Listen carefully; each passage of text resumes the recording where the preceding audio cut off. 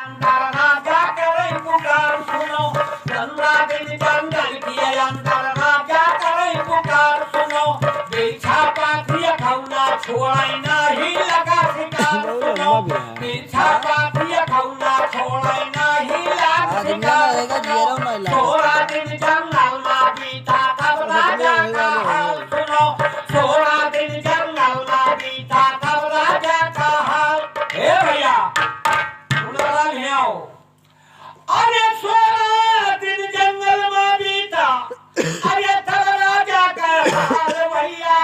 घर के वही आशा अब घर के वही आशा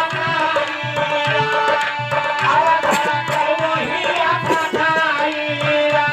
अरे घर के वही आशा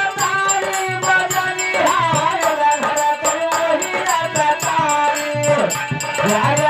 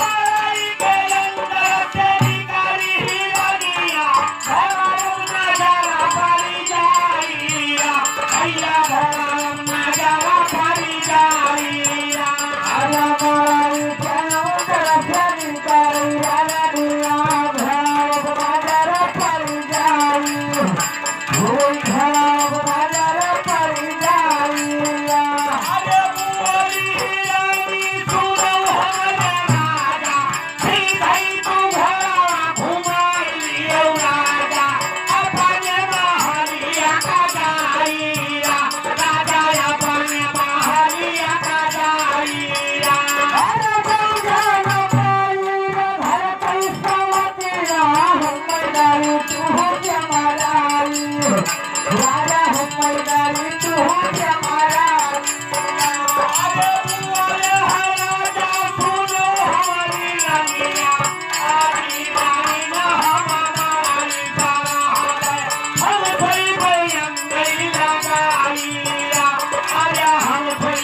Ghiền Mì Gõ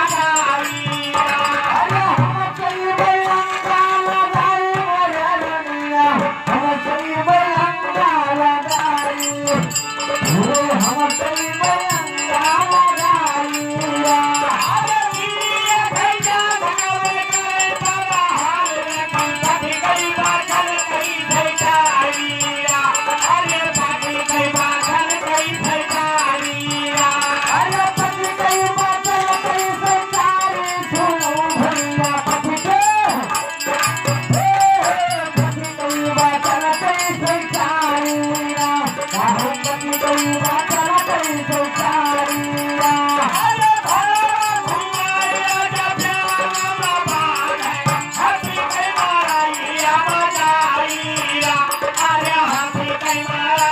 lỡ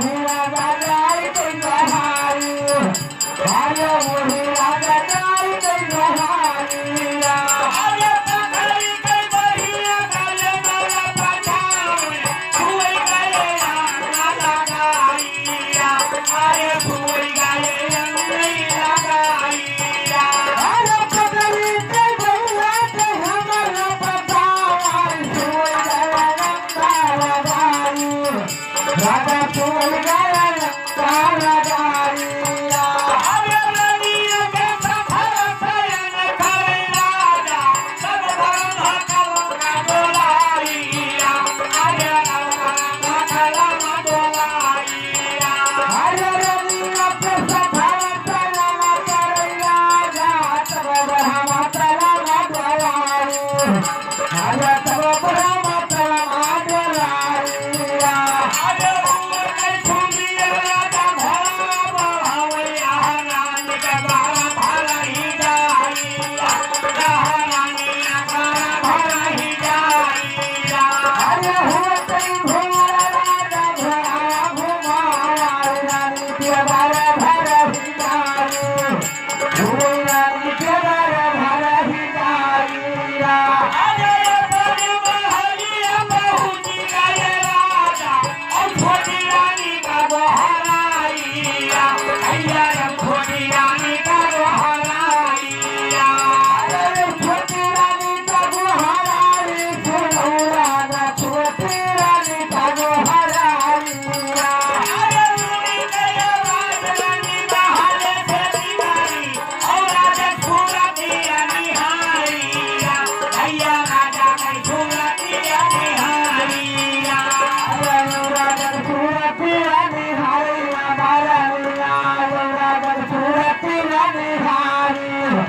पूरी राजा सूरती रानी हारिया अरे पूरी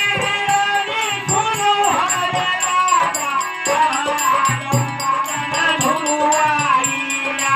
अरे आयो बादना धुलुआइया अरे राजा रानी छोड़ सवती के सखाया रो बदन धुरा मारी